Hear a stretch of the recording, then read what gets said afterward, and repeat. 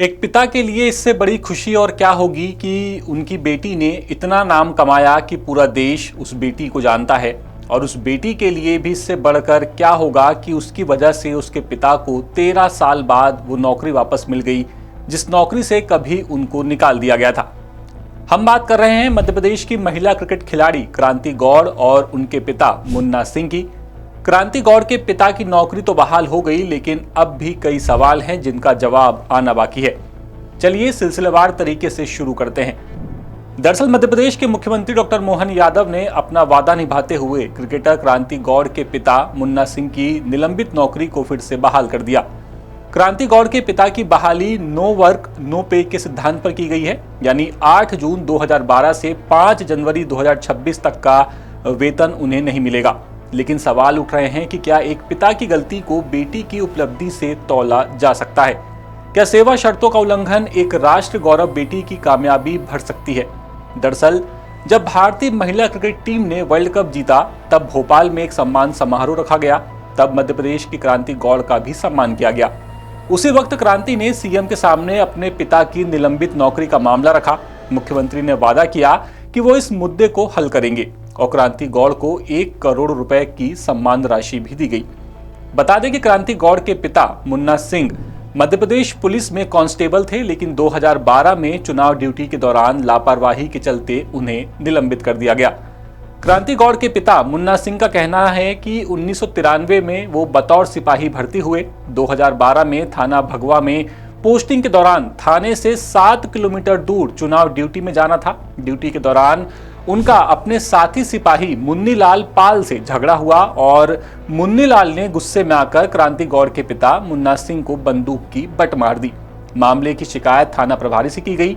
दोनों सिपाहियों का मेडिकल हुआ। मुन्ना सिंह आरोप लगा रहे हैं कि तत्कालीन डॉक्टर शेखवार ने मिली भगत करके इनकी रिपोर्ट में शराब का सेवन लिख दिया, जबकि मुन्ना सिंह का कहना है कि उन्होंने शराब नहीं पी थी। 3 साल मामले की जांच चली और दोनों को बर्खास्त कर दिया गया। अब ये बहस तेज हो गई है कि क्या भावनाओं के नाम पर अनुशासन का गला घूंटा जा सकता है। सीनियर पुलिस अधिकारियों का कहना है कि संवेदना जरूरी है, लेकिन सिस्टम के अपने कुछ नियम हैं। अब जरा एक दूसरा उदाहरण देखिए। मुन्ना सिंह की तरह ही देवास के टोंक खुर्द के रहने वाले चंद्रमोहन सिंह भदौरिया भी मध्य प्रदेश पुलिस में थे, लेकिन सरकार ने उन्हें वीआरएस देकर घर पर बैठा दिया। भदौरिया का कहना है कि ये बात 2005 की है, जब वो बालाघाट के लांजी में पोस्टेड थे। उसी दौरान ग्वालियर रीजन में एक नरसंहार हुआ।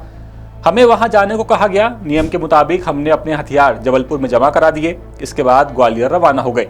विवाद शांत हुआ तो नियमित ड्यूटी पर वापस आ गए और ड्यूटी ज्वाइन कर ली। लेकिन 2008 में विभाग से उनके पास फोन आया कि आपकी पिस्टल नहीं मिल रही है। इसके बाद बिना विभागीय जांच के उनके ऊपर एफआईआर दर्ज हुई और अब ये मामला कोर्ट में है। ये कहना है भदौरिया का।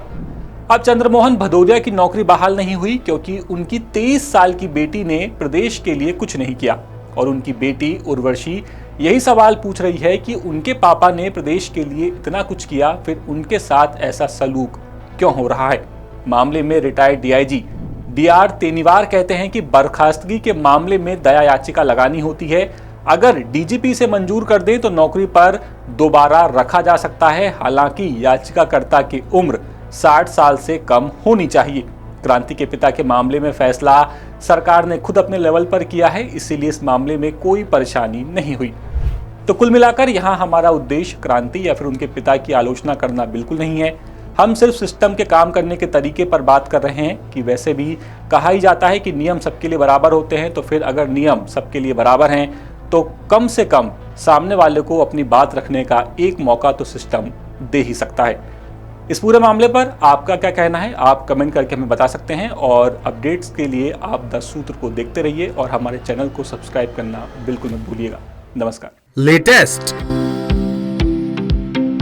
इन्वेस्टिगेटिव और इन डेप्थ खबरें देखने के लिए ज्वाइन कीजिए द सूत्र का व्हाट्सएप चैनल, सब्सक्राइब कीजिए यूट्यूब चैनल, लाइक कीजिए फेसबुक पेज और पढ़ते रहिए www.daसूत्र.com।